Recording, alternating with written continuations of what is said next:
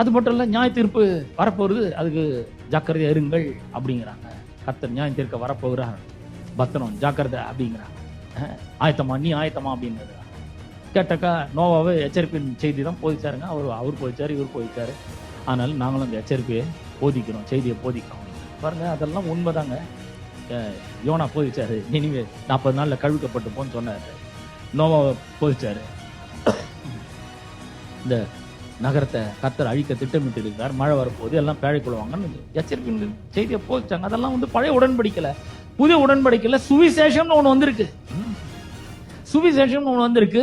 கர்த்தராகிய இயேசு கிறிஸ்து எல்லா பாவத்தையும், மனு வர்க்கத்தினுடைய எல்லாருடைய பாவத்தையும், சாபத்தையும், வியாதியும் தம்மால ஏற்றுக்கொண்டு கல்வாரி சிலுவையிலே தாமே பலியாக ஒப்பு கொடுத்திருக்கிறார். விலையேறப்பட்ட ரத்தம் சிந்தப்பட்டிருக்கிறது. அவருடைய ஜீவன் விலைக்கிரமாய் கொடுக்கப்பட்டிருக்கிறது. அவர் அண்டிக் கொள்கிற யாவரும் பாக்கியவான்கள் சொல்கிறது. யாவர்களுடைய மீறல்கள் மன்னிக்கப்பட்டதோ, யாவர்களுடைய பாவங்கள் மூடப்பட்டதோ அவர்கள் பாக்கியவான்கள் சொல்கிறது. எல்லா பாவத்தையும் அவங்க ஒண்ணு இல்லாம பண்ணியிருக்கிறாருங்க. சுவிசேஷத்துக்கு முன்னாடி இதெல்லாம் பண்ணியிருந்தது.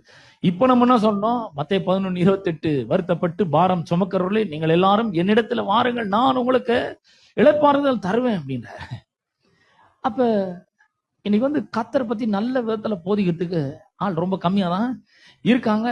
அப்ப கல்வாரி சிலுவையிலே கர்த்தராகிய இயேசு கிறிஸ்து உடைய பாவம், சாபம், வியாதி எல்லாவற்றையும் சுமந்து தீர்த்துட்டாரு. இனிமேல் நீங்க பயப்பட வேண்டிய அவசியம் இல்லை. பாவத்துக்கு இல்ல, பாவத்தினுடைய பிடியில, சாபத்துக்கு கீழே நீங்க வாழ வேண்டிய அவசியம் இல்லை. உங்களுடைய பாவத்தை அவர் மன்னித்து இருக்கிறார், உங்களுக்கு சமாதானத்தை தந்திருக்கிறார், உங்களை தம்முடைய பிள்ளையாக மாற்றார். நீங்க எங்க இருந்தாலும் சரி, இந்த உலகத்துல எங்க இருந்தாலும் சரி, ஒருவேளை யூடியூப்ல, பேஸ்புக்ல நீங்க பார்த்து கொண்டு இருக்கலாம், இந்த செய்தியை நீங்க கேட்டுக்கொண்டு இருக்கலாம். நீங்க யாரா இருந்தாலும் சரி, உங்களுடைய பாவத்தை எல்லாம் அவர் சுமந்து தீர்த்து விட்டார். உங்களுடைய எல்லா அக்கிரமத்தையும் அவர் மன்னித்து இருக்கிறார். உங்களுடைய வியாதி எல்லாம் அவர் குணமாக்கி இருக்கிறார். சாபத்திலிருந்து உங்களை விடுதலை ஆக்கி இருக்கிறார். ஆசீர்வாதத்தை உங்களுக்கு தந்திருக்கிறார். அவர் தம்முடைய நீதியை உங்களுக்கு கொடுத்திருக்கிறார்.